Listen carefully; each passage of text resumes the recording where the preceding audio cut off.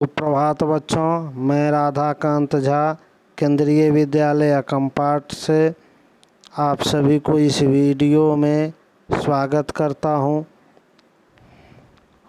यह कक्षा 7वीं की सहायक पाठ्यपुस्तक बाल महाभारत कथा के टॉपिक द्रोणाचार्य के बारे में आज अध्ययन करेंगे। पिछले दिन हम लोगों ने कुछ जाना था, उससे आगे जानेंगे। जो द्रोणाचार्य की क्या बात थी, वो कैसे व्यक्ति थे, उनका महाभारत के युद्ध में क्या योगदान रहा था, इन तमाम बातों को आज हम जानेंगे। ठीक है, तो देखते हैं आगे। तो जानते हैं द्रोणाचार्य के बारे में। तो कहा जाता है आचार्य द्रोण महर्षि भरद्वाज के पुत्र थे।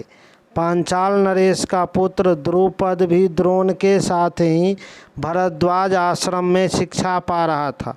दोनों में बहुत ही गहरी मित्रता थी और बचपन की मित्रता गहरी होती ही है। कभी कभी राजकुमार द्रुपद उत्साह में आकर द्रोण से यहाँ तक कह देता था कि पांचाल देश का राजा बन जाने पर मैं आधा राज तुम्हें दे दूंगा। शिक्षा समाप्त हो गई। द्रोणाचार्य ने कृपाचार्य के बहन से ब्याह कर लिया। उससे उनके एक पुत्र हुआ जिसका नाम अश्वत्थामा रखा। द्रोण अपनी पत्नी और पुत्र को बड़ा प्रेम करता था। सभी लोग करते हैं अपने बच्चे का प्यार। द्रोण बड़े गरीब थे, यानी कि उन्हें धन नहीं था, बुद्धि थी, ज्ञान था, मगर धन का अभाव था। वह चाहते थे कि धन प्राप्त किया जाए और अपनी पत्नी व पुत्र के साथ सुख से रहा जाए। उन्हें खबर लगी कि परशुराम अपनी सारी संपत्ति गरीब ब्राह्मणों को बांट रहे हैं, तो वो भागे भागे उनके पास गए। लेकिन उनके पहुँचते पहुँचते परशुराम अपनी सारी संपत्ति बांट चुके थे, वितरित कर चुके थे और वन गमन की तैयारी कर रहे थे। द्रोण को देखकर वह बोले, ब्राह्मण श्रेष्ठ, आपका स्वागत है, पर मेरे पास जो कुछ था वह मैं बांट चुका हूँ। अब यह मेरा शरीर और धनुर्विद्या ही है। बताइए मैं आपके लिए क्या करूँ। धनुर्विद्या, धनुष चलाने की विद्या। तब द्रोण ने उनसे सारे अस्त्रों के प्रयोग तथा रहस्य सिखाने की प्रार्थना की। यह अस्त्र का प्रयोग कैसे करेंगे, उसका रहस्य क्या है।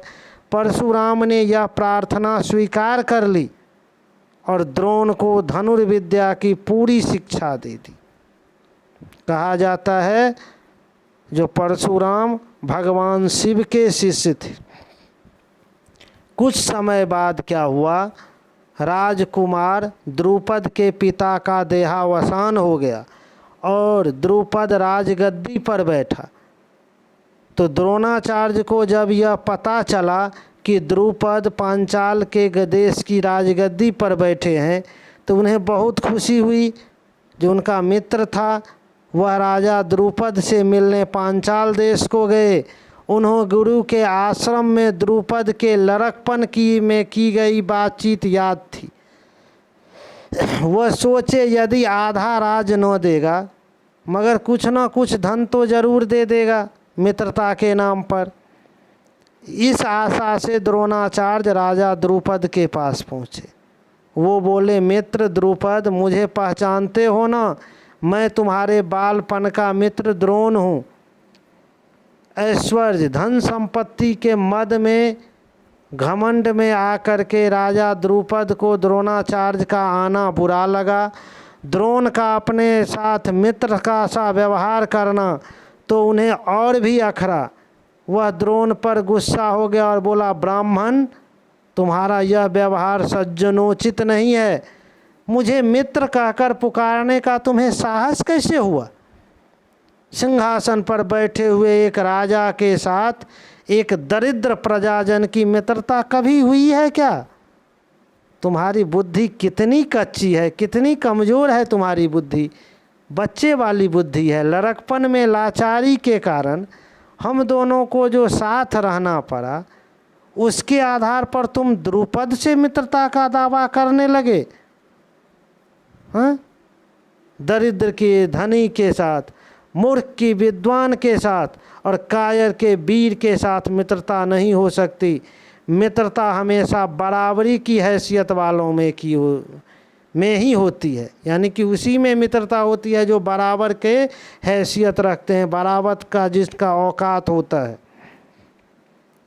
जो किसी राज का स्वामी न हो वह राजा का मित्र कभी नहीं हो सकता है।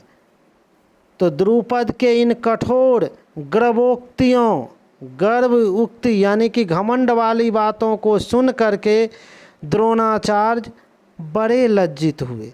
उन्हें बहुत लज्जा आई और उन्हें गुस्सा भी आया। उन्होंने निश्चय कर लिया कि मैं इस अभिमानी राजा को सबक सिखाऊंगा, इसे हम जरूर शिक्षा दूंगा, इसे यह बताऊंगा कि बचपन में जो मित्रता की बात हुई थी उसे पूरा करके ही मैं चैन लूँगा। वह हस्तिनापुर आ गए और अपने पत्नी के भाई कृपाचार्य के यहाँ गुप्त रूप से रहने लगे। एक रोज़ क्या हुआ, जब हस्तिनापुर के राजकुमार नगर से बाहर कहीं गेंद खेल रहे थे, इतने में उनकी गेंद एक कुएं में जा गिरी। युधिष्ठिर उसको निकालने का प्रयत्न करने लगे तो उनकी अंगूठी भी कुएं में गिर पड़ी। सभी राजकुमार कुएं के चारों ओर झांक झांक कर देखने लगे, पर उसे निकालने का उपाय उनको नहीं सूझता था। एक कृष्ण वर्ण का ब्राह्मण, कृष्ण मीन्स काला, ब्लैक कलर का ब्राह्मण मुस्कुराता हुआ यह सब चुपचाप देख रहा था। राजकुमारों को उसका पता नहीं था। राजकुमारों को अचरज में डालता हुआ वह बोला, राजकुमारों बोलो, मैं गेंद निकाल दूं तो तुम मुझे क्या दोगे?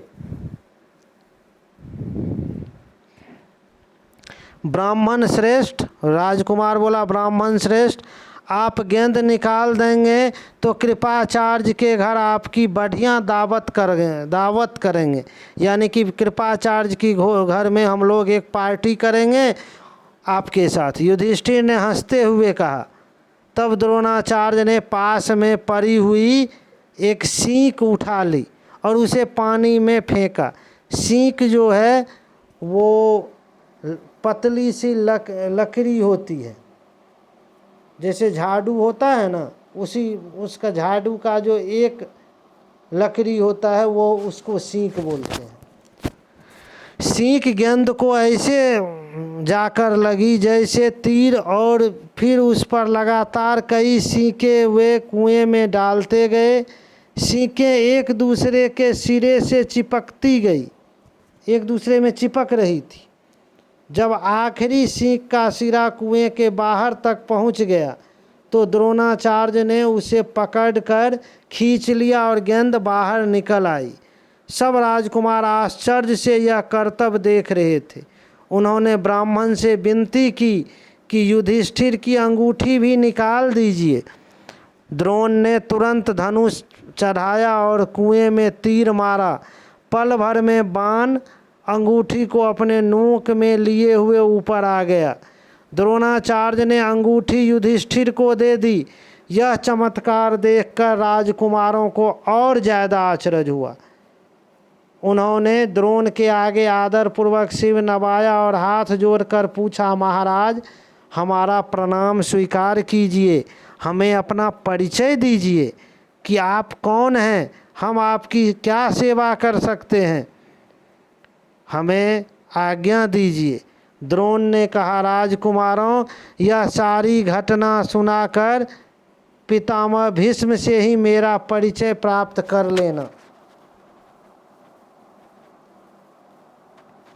राजकुमारों ने जाकर पितामह भीष्म को सारी बात सुनाई तो भीष्म समझ गए, ताड़ गए कि हो न हो वे प्रसिद्ध आचार्य द्रोण ही होंगे। यह सोचकर उन्होंने निश्चय किया कि अब इसे राजकुमारों की अस्त्र शिक्षा द्रोणाचार्य के ही हाथों पूरी कराई जाए। बड़े सम्मान से उन्होंने द्रोण का स्वागत किया और राजकुमारों को आदेश दिया कि वे गुरु द्रोण से ही धनुर्विद्या सीखा करें। कुछ समय बाद जब राजकुमार शिक्षा पूरी हो गई तो द्रोणाचार्य ने उनसे गुरु दक्षिणा के रूप में पांचाल राज द्रुपद को कैद कर लाने के लिए कहा।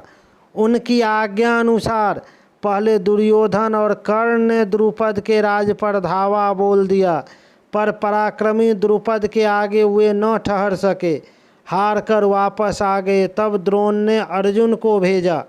अर्जुन ने पांचाल राज की सेना को तहस नहस कर दिया और राजा द्रुपद को उनके मंत्री सहित कैद करके आचार्य के सामने ला खड़ा किया। द्रोणाचार्य ने मुस्कुराते हुए कहा, हे वीर, डरो नहीं, किसी प्रकार की विपत्ति की आशंका न करो। लड़कपन में तुम्हारी हमारी मित्रता थी, साथ साथ खेले कूदे उठे बैठे। बाद में जब तुम राजा बन गए तो ऐश्वर्य के मद में आकर तुम मुझे भूल गए और मेरा अपमान किया। तुमने कहा था कि राजा ही राजा के साथ मित्रता कर सकता है, इसी कारण मुझे युद्ध करके तुम्हारा राज छीनना पड़ा। परंतु मैं तो तुम्हारे साथ मित्रता ही करना चाहता हूँ, इसलिए आधा राज्य तुम्हें वापस लौटा देता हूँ, क्योंकि मेरा मित्र बनने के लिए तो तुम्हें राज चाहिए ना। मित्रता तो बराबर वालों में होती है। और द्रोणाचार्य ने इसे अपने अपमान का काफ़ी बदला समझा। उन्होंने द्रुपद को बड़े सम्मान के साथ विदा किया। इस प्रकार राजा द्रुपद का गर्व चूर हो गया, लेकिन बदले से घृणा दूर नहीं होती। किसी के अभिमान को ठेस लगने पर जो पीड़ा होती है उसे सहन करना बड़ा कठिन होता है। द्रोण से बदला लेने की भावना द्रुपद के जीवन का लक्ष्य बन गई। उसने कई कठोर व्रत और तप इस कामना से किए कि उसे एक ऐसा पुत्र हो जो द्रोण को मार सके, साथ ही एक ऐसी कन्या हो जो अर्जुन को ब्याही जा सके। आखिर उसकी कामना पूरी हुई। उसके धृष्टद्युम्न नाम का एक पुत्र हुआ, धृष्टद्युम्न, और द्रौपदी नाम की एक कन्या हुई। आगे चलकर कुरुक्षेत्र के रणभूमि में अजय, जिनको जीता न जा सके, अजय जिनको जीता न जा सके, जिनको कोई हरा न सके, ऐसे द्रोणाचार्य इसी धृष्टद्युम्न के हाथों मारे गए थे।